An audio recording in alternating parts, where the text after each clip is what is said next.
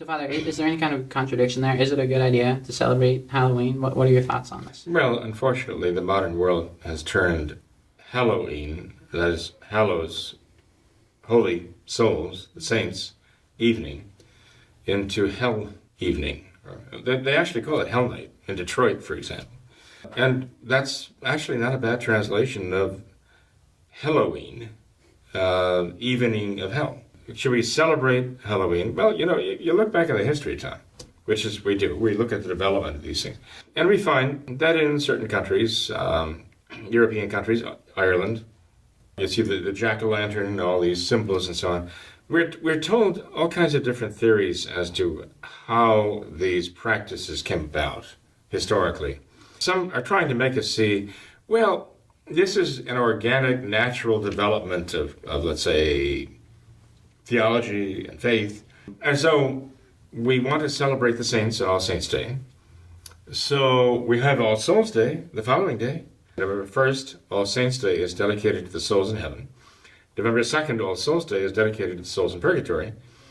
So it would kind of make sense that the day before All Saints' Day, you'd have like a commemoration of all the souls in hell.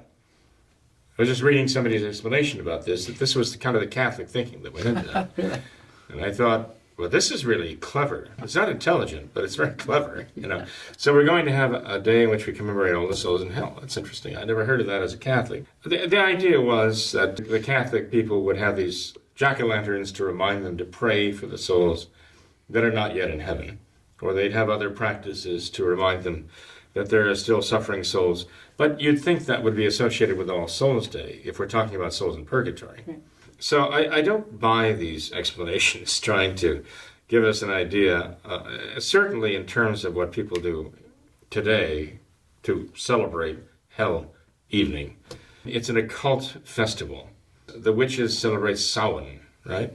It's spelled Samhain, but it's not pronounced that. It's Samhain, the Feast of Samhain. They say that the veil between this life and the netherworld becomes very, very thin at this time of year, and the spirits can freely pass back and forth, okay?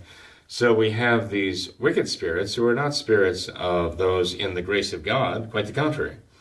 They're spirits of hell who wander the earth, supposedly, right? Certainly that's what the Wiccans would present to us. They say they don't believe in Satan, but the Satanists certainly could second their motion of this and believe that the demons in hell can cross into this world and wreak havoc here. And heaven knows they're doing it, aren't we? As we pray with the prayer of Saint Michael the Archangel to cast into hell Satan and all the evil spirits who wander through the world, seeking the ruin of souls. Right. We know that these demons do wander through the world, and they don't just do it on October 31st.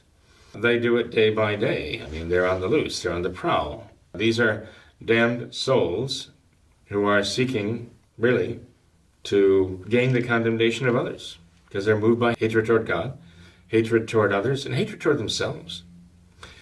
So, in any case, October 31st is a day, as you say, a vigil day, a fast and abstinence, a preparing for the great feast day of All Saints' Day. And if there is going to be any third celebration joined with All Saints' Day and All Souls' Day, it would be the last Sunday of October celebration of the Feast of Christ the King, to show that he is not only King and Lord in heaven with the saints, King and Lord in the church suffering in purgatory, but he's King and Lord here on earth by right of all the souls in this life, in the church militant, and outside the church militant, of all mankind. Christ is the King and Lord of all of them, whether they recognize him or not. There is no celebration of souls in hell. The fact that people will dress up and be ghastly and promote this wretched, twisted, wicked form of celebration, of celebrating hell evening, or let's say damned souls in hell. That's what they're trying to produce here. What would you say to those, because as I mentioned, and as you know very well, that there are a lot of traditional Catholics who see no problem with Halloween. They will, there are all kinds of... the horrible things. There are all kinds... How should we celebrate? We're celebrating All Hallows Eve. So we do want them to celebrate, but we want them to celebrate the saints. But you're saying there are traditional Catholics who see no problem celebrating with all the horrible, ghoulish, Sure.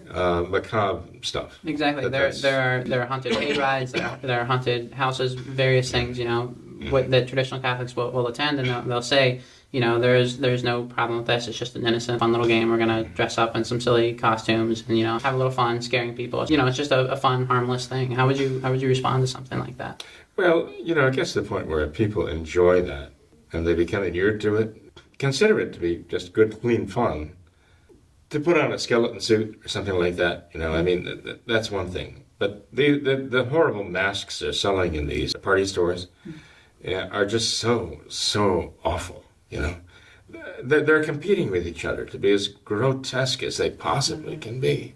This goes far beyond the gargoyles, around the medieval cathedrals. We're talking about going to the part of just being mentally deranged and to glorify what is truly horrible and hateful that we have a natural aversion to that is being broken down by this. What if someone said, I have a few children, 10, 11, 12, maybe younger than that. I want to dress them up in a little princess costume or something. We're going to go around the neighborhood, knock on a few doors, and get some candy. There's nothing wrong with that. What's wrong with that? There's nothing wrong with dressing up as a princess, a cowboy, any natural thing. I'm talking about the horror of it all. I'm uniquely talking about that. I see nothing wrong with parents dressing their children up, even if they don't dress them as saints, to dress them up as teddy bears or dress them up as, some heroic figure, whatever it may be. I see nothing wrong with that whatsoever. It's the twisted, the macabre, the horrible, the distorted that we have a natural aversion to. That is what people they have to avoid that. When I see a child trying to be some monstrous thing, horrible to look at, that should give the child nightmares, then I say that's wrong. Okay. Certainly no Catholic should allow that. And no Catholic really should allow his or her children to go into these haunted houses or houses of horrors. They should not let them go there. So they should explain to them why it's wrong. What is the ideal itinerary for a traditional Catholic family on October 31st? I think they should have Halloween parties. They have control, okay? That's what we should be doing. We should be having parties and controlled and doing what we know is the right thing to do. That's what we should be doing. And we should be teaching our children that is what they should be doing. The way we do that is by doing it ourselves. Having parties for the children, and make them very enjoyable. Don't make them boring, okay? But there are things that parents can do that the children would find really worth their time and effort. Even if it's not possible to put on some great show for them, just to have them dress up and to have them interact with their other children like them who are innocent and good and decent and to do fun things. That's so important. That's what it's all about. You want to give them good memories. You want to give the children good memories to take forward with them in life.